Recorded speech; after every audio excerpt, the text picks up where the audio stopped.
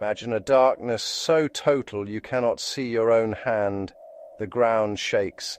The air tastes of sulphur and wet earth. Above you, artillery shells tear the sky apart in a rhythm so relentless, it stops feeling like sound and starts feeling like a second heartbeat, one that could kill you at any moment.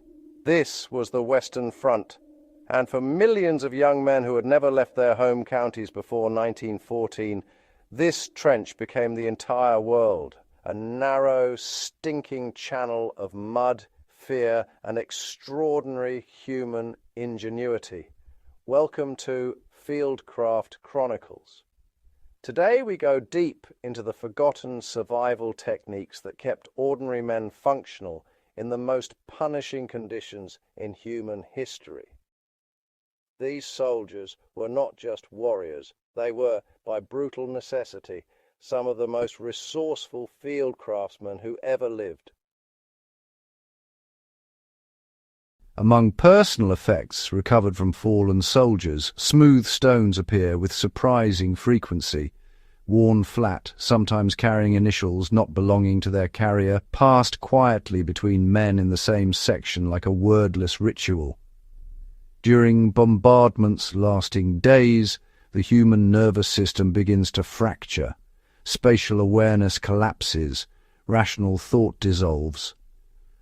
What soldiers discovered collectively was that pressing a cool, solid object into trembling fingers reconnected the mind to the present moment, a technique modern trauma therapy now formally recognizes as somatic grounding. The shared nature of these stones mattered deeply. When a man pressed a stone previously carried by a comrade or passed his own to someone visibly beginning to crack, he was transmitting something beyond comfort. He was saying, "I made it through, so can you." Dugouts were carved into trench walls using spades, bayonets, and bare hands, with experienced soldiers reading soil composition instinctively. Clay held structure, while sandy ground collapsed dangerously without timber revetments salvaged from abandoned farmhouses. Ground sheets waterproofed sleeping platforms, while moss and straw packed into walls provided natural insulation against both cold and blast noise.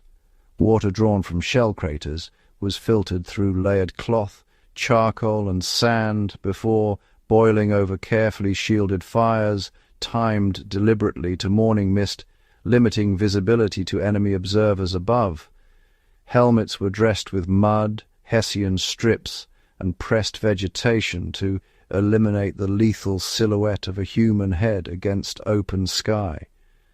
Movement above the parapet was calculated to the second, timed against the distraction of nearby shellfire.